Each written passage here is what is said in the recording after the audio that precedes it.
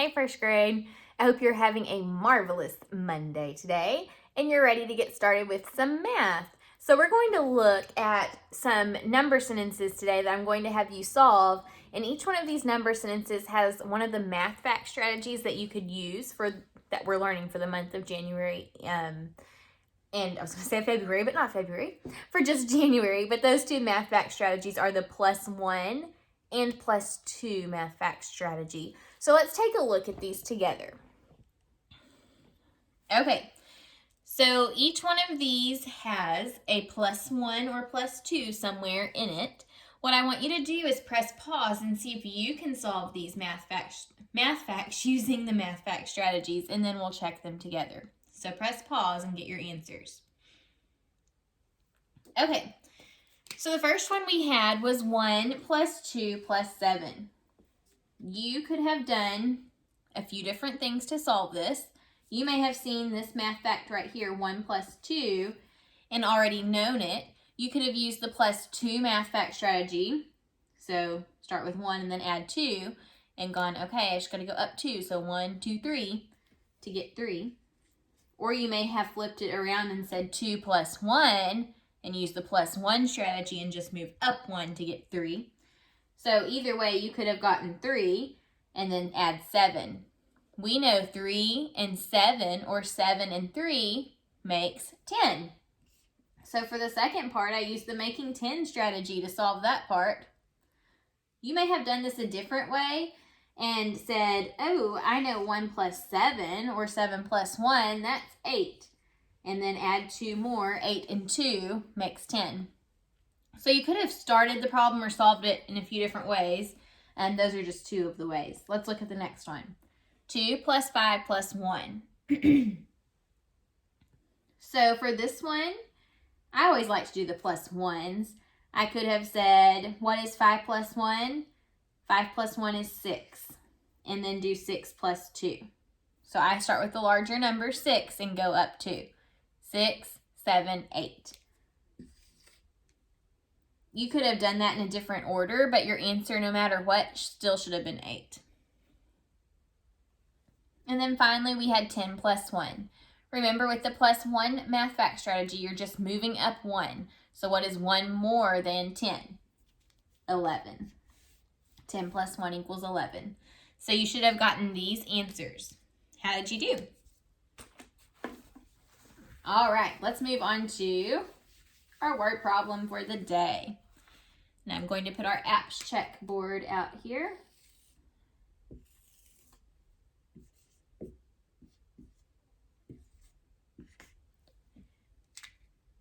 All right, and here's our first problem. Let's read it together. Caleb counted 16 cows and some horses in a field. In all, Caleb counted 20 animals. How many horses did Caleb count? Okay, I'm going to read that one more time, and this time listen very carefully to figure out what question they are wanting us to solve or answer. So listen for the question. Caleb counted 16 cows and some horses in a field.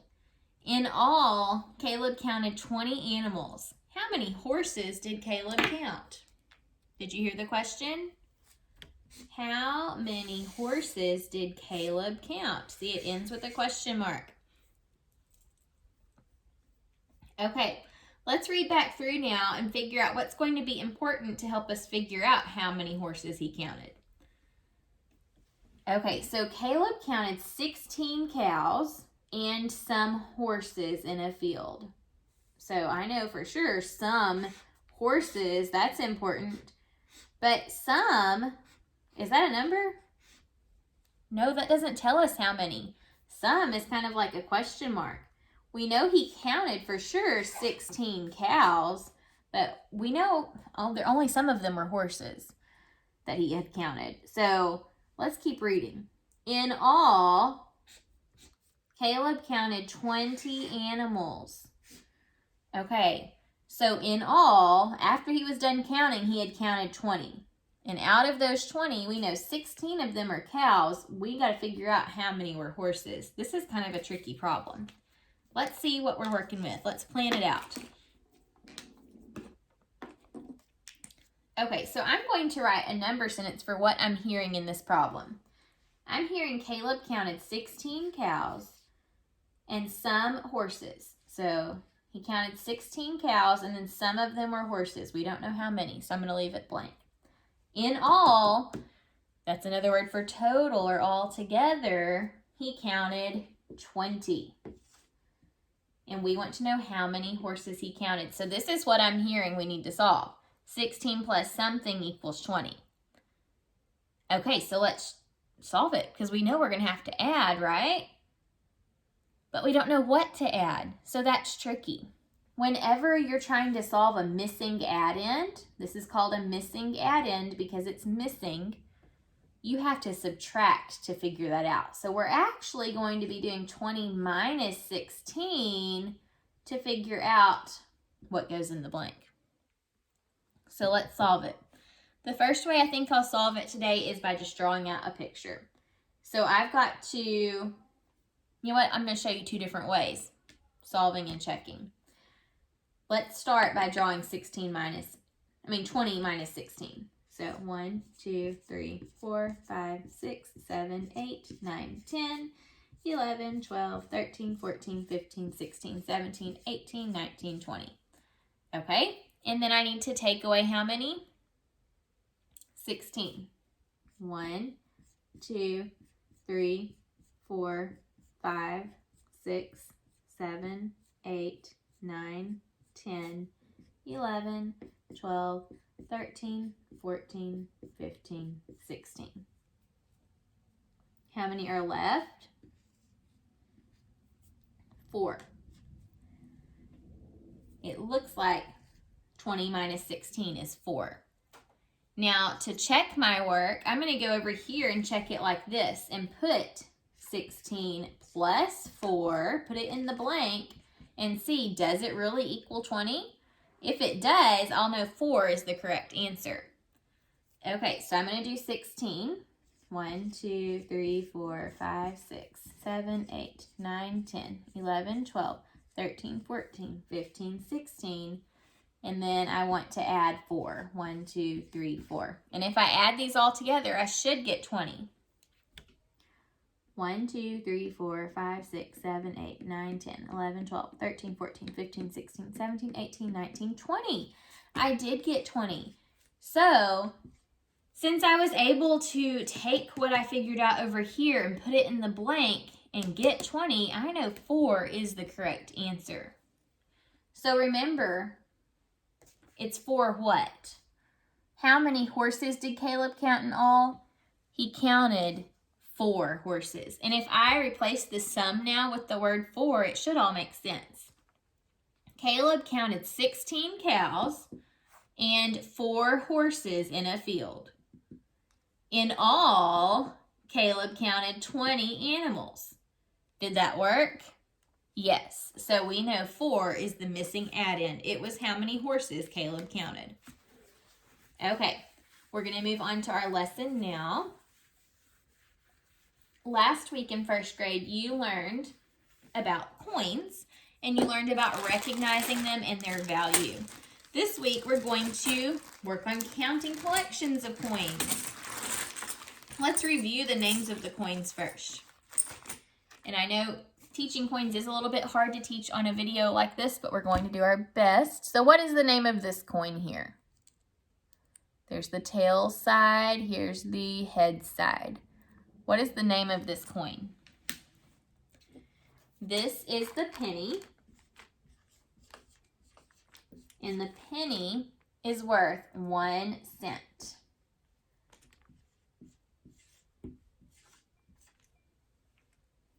Okay. What's the name of this coin here? Look closely.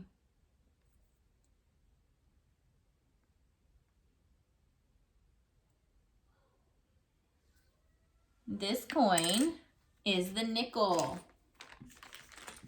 The nickel. And the nickel is worth how much? The nickel is worth 5 cents. It can be written either way. All right. right, finally, or not finally, next we have the smallest coin of all, but it is not worth the least amount. What coin is this? This is the dime. The dime. How much is a dime worth?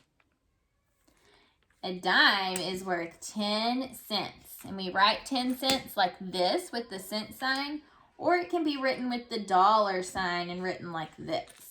So that's 10 cents. Now, finally, we have this coin here. What is the name of this coin?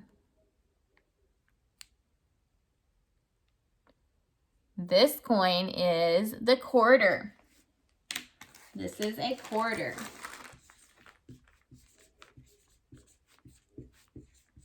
And the quarter is worth how much? The quarter is worth 25 cents. It can be written either way, with the cent sign or with the dollar sign like this. So we have the penny worth 1 cent, the nickel worth 5 cents, the dime worth 10 cents, and the quarter worth 25 cents. Now we're going to work on counting these. Now, something you need to know, especially if you're going to practice this at home, which would be a really good idea if you practice at home. In first grade, you do not have to know how to count the quarter with another group of coins. It's awesome if you do know how to count it, but the quarter you don't have to add in right now. You just need to, in first grade, know that this is a quarter and it's worth 25 cents. But you don't have to know how to count it. If you do, though, like I said, that's perfectly fine and awesome, but you don't have to practice with the quarter. Okay, so I'm going to put some coins out here for us, and let's practice counting them. Now, this is going to be tricky because I need for you to be able to see the coins really well. Let me see if I can hold them up for you. Okay, that may work. All right, look carefully at these coins, and I want you to practice counting them, or let's actually practice counting them together before I let you practice. What are these coins? These coins are all, dimes. And dimes are worth 10 cents. This last coin here is what? The last coin is a penny, and it's worth 1 cent. So before we ever start counting, it's always important to take a look at what you have and think about how much it's worth. So we have dimes. They are the largest, right? They're going to be worth the most amount. They're worth 10, and the penny's only worth 1. Whenever I count my money, I like to start with the amount that is, or the coin that's worth the most first, and then count like that. It's always easier for me to do it that way. So I'm going to start by counting by tens, since these are each worth 10. So 10, 20, 30. Then we just have to go one more up because a penny's worth 1. So add 1. Remember, we had 10, 20, 30, 31. So this is 31 cents. 31 cents can be written like this, or it can be written with a dollar sign. The first 0 stands for dollars. We don't have any dollars yet. Let me put our decimal point. All we have is 31 cents. So both of these are ways to write 31 cents. Let's try another one.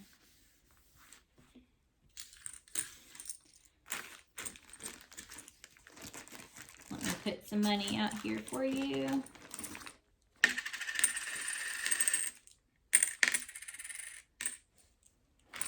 Okay, let's take a look at what we have here.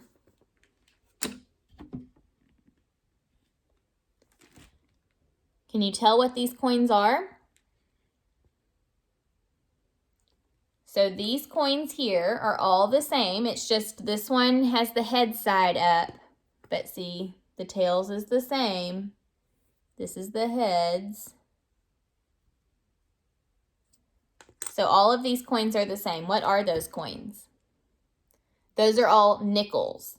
How much is a nickel worth?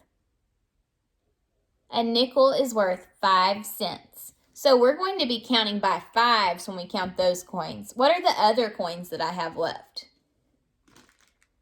Both of those coins are pennies, and they're both worth 1 cent. So we'll switch over and count by ones when we get to the pennies. I'm going to start with the nickels because they're worth the most. They're worth 5, and the pennies are only worth 1. So we're going to start by counting by 5s first. So let's do that. Ready? 5, 10, 15, 20. Now we go to count by ones. 21, 22.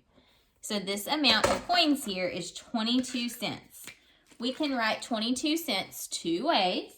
We could write it like this with the cent sign, or we could write it like this with the dollar sign. $0, decimal point, 22 for 22 cents. It could also be spelled out like this. You don't see it this way as much, but this is another way you could write it. 22 cents. Okay, let's do one more together for today.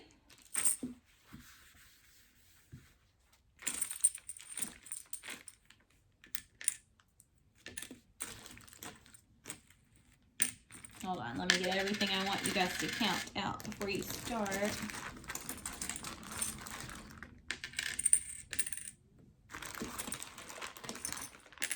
Okay, take a look at these coins here. What coins do we have? Okay, so all of these coins here are the same. What coin is that? These are all dimes, and a dime is worth 10 cents. So all of those coins are worth 10 cents, and then these coins are the same. They are all pennies, and they're worth 1 cent. So is a penny or a dime going to be worth the most? The value of the dime, right? Dimes are worth 10 cents. So I'm going to start by counting my dimes first. Ready?